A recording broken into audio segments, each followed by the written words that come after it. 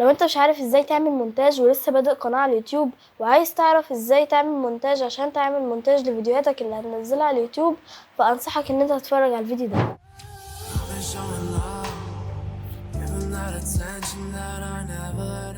ازيكم عاملين ايه؟ النهارده الفيديو بيتكلم عن ازاي تعمل مونتاج لفيديوهاتك على كاب كات. بس قبل ما نبدا الفيديو ما تنساش اللايك والشير والسبسكرايب، ويلا نبدا. اول حاجه هعرفها لك في الفيديو ده وهي ايه هو تطبيق كاب كات. ببساطه كده تطبيق كاب كات ده هو برنامج تقدر ان انت من عليه تعمل مونتاج لفيديوهاتك. بس كده لا، ممكن ان انت تحط كتابه على الفيديو زي الكتابه اللي ظاهره دلوقتي، وتحط افكتات على الفيديو، وتحط من عليه قوالب جاهزه، مثلا ممكن ستيكر، اي حاجه، مثلا اللايك الشير، الحاجات دي ممكن تحطها من كاب كات. وكل اللي انت ممكن تفكر فيه هتلاقيه على تطبيق كاب كات. تاني حاجه هعرفها لك في الفيديو هي رحلتي مع برامج المونتاج. ورحلتي مع برامج المونتاج كانت طويله جدا جدا. انا كنت زمان خالص كنت بعمل فيديوهات وبصورها وبعمل لها مونتاج ومش بنزلها على اليوتيوب، والفيديوهات دي كنت بعمل لها مونتاج من على وندر شير في المورا 9. والبرنامج ده كان حلو وكل حاجه،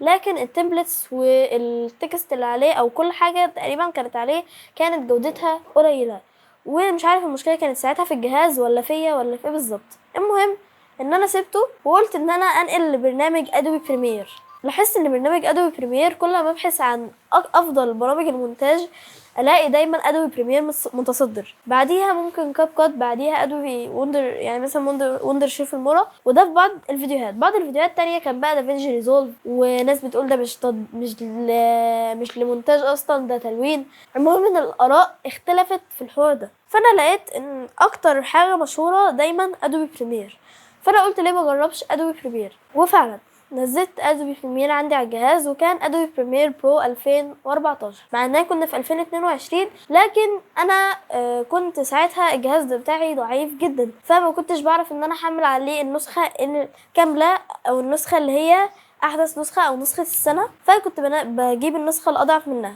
فحملت ادوبي بريمير برو 2014. المهم ان هو كان حلو وكل حاجه، لكن ما كانش عليه قوالب جاهزه، ودي حاجه انا محتاجها جدا في الفيديوهات بتاعتي، لان الصراحه انا بقيت بعتمد عليها اكتر، لاني مش متعلم افتر افكت، او مش متعلم ان انا احرك حاجه او احرك حاجه معينه او ان انا اجيبها كده او كده.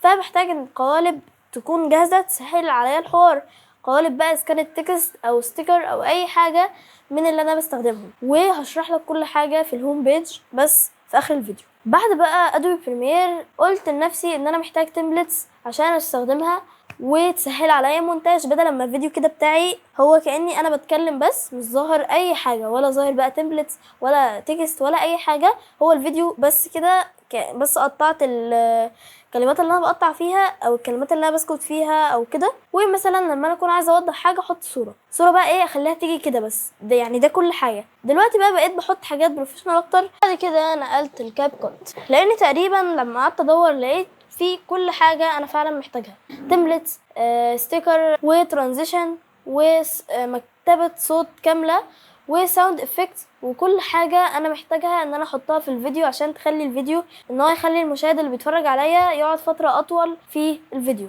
فمهم ان انا حملت كاب كات واستريحت معاه جدا، واستريحت مع كاب كات وفضلت قاعد معاه مده طويله، مش فاكره قد ايه بس مده فعلا طويله، وبقيت بعمل عليه كل الفيديوهات بتاعتي. بعد كده كان في فكره في دماغي اللي هو ليه بقى مش هرجع لادوبي بريمير، ان انا عايزه اطور. طبعا ادوبي بريمير افضل واحد فيهم كلهم كجوده وكخبره وككل حاجه، فقلت ليه ما حمش ادوبي بريمير، وبرده منها ان انا ممكن اعمل حاجه ترضيني من ناحيه التمبلتس والحاجات اللي انا بحتاجها، ان انا احمل اضافه. وفعلا حملت لسه امبارح تقريبا او النهارده الصبح مش فاكر امتى، محمل اضافه مستر هورس.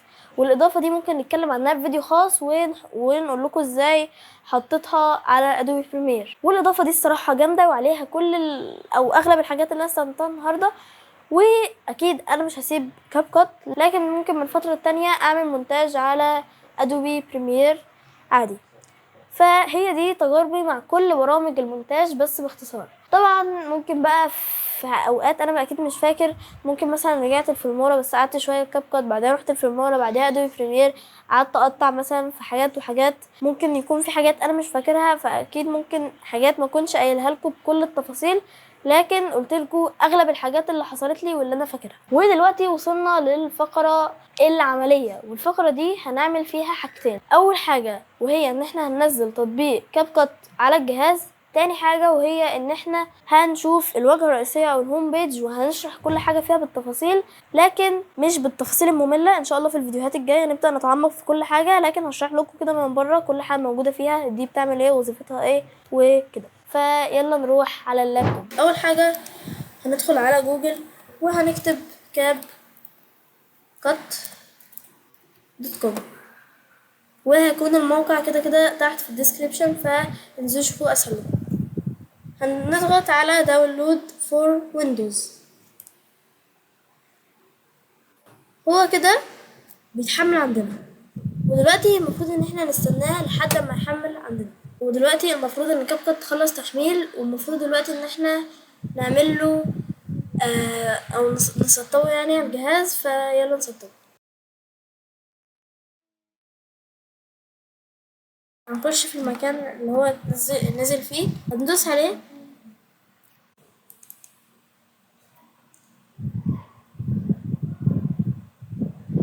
ودلوقتي هو اكيد عندنا عشان هو عندنا نزل او عندي على اللابتوب يعني نازل، فانت بقى هتبدأ ان انت تسطبه وتعمل كل حاجة لوحدك، لاني انا اوريدي نازل عندي على اللابتوب. دلوقتي دخلنا في شرح الهوم بيج، فيلا نبدأ ان احنا نشرح في الهوم بيج.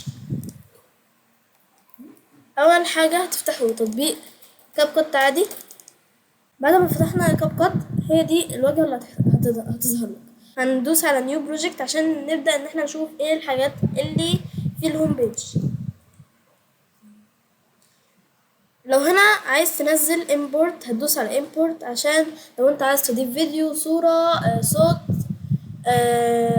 اي حاجة بقى انت عايزها، كل الحاجة اللي انت عايزها ممكن تحطها هنا. هي دي مكتبة الصوت اللي انا قلتلكوا عليها حرفيا كل الاصوات اللي انتوا ممكن تحتاجوها، او يعني كل الاغاني اللي انتوا ممكن تحتاجوها. في هنا الساوند افكتس، ودي اللي انا بحبها جدا. يعني مثلا في صوت اللي هو الصوت ده، نكتب ووش، ندوس انتر، هيطلع لنا اللي هو الصوت ده اللي انا بستخدمه في اغلب فيديوهاتي لما باجي اعمل ترانزيشن. ممكن ان انا اعمل الصوت ده. تكست، ديفولت تكست، ده تكست عادي. افكتس، دي الافكتس كلها.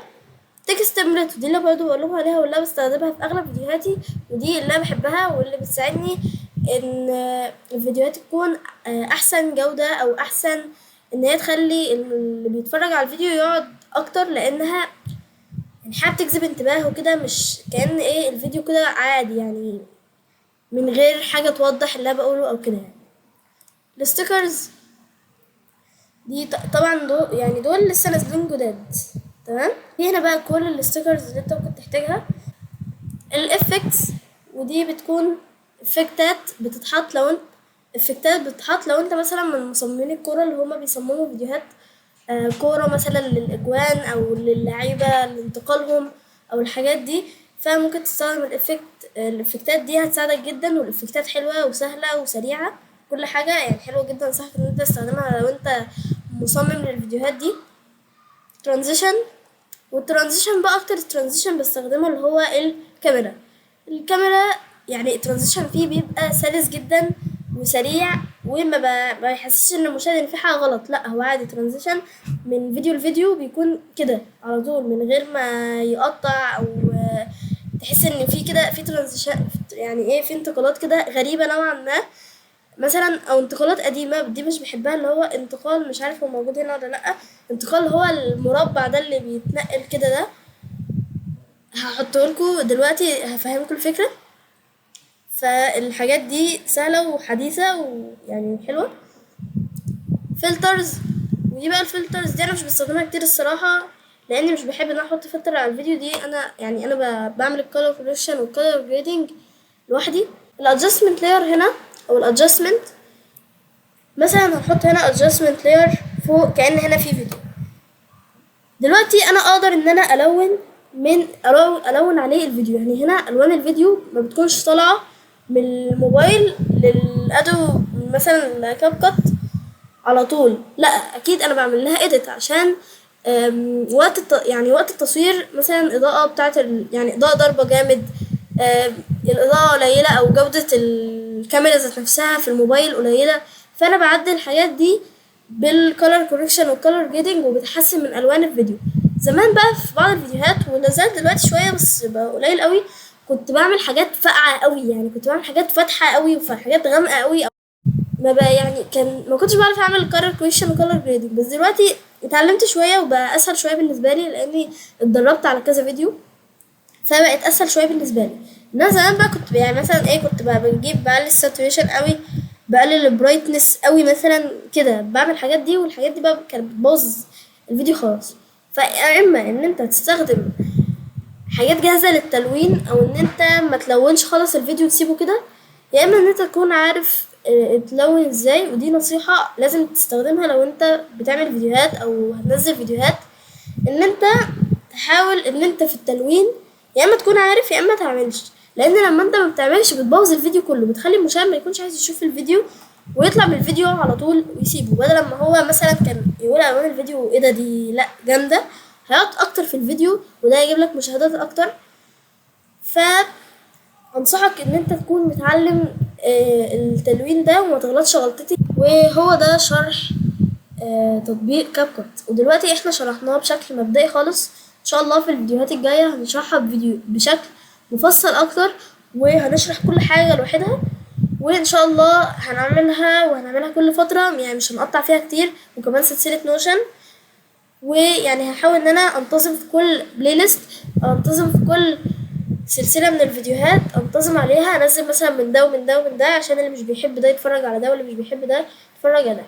لو عجبك الفيديو متنساش اللايك والشير والسبسكرايب قبل ما تطلع، وبس كده، سلام.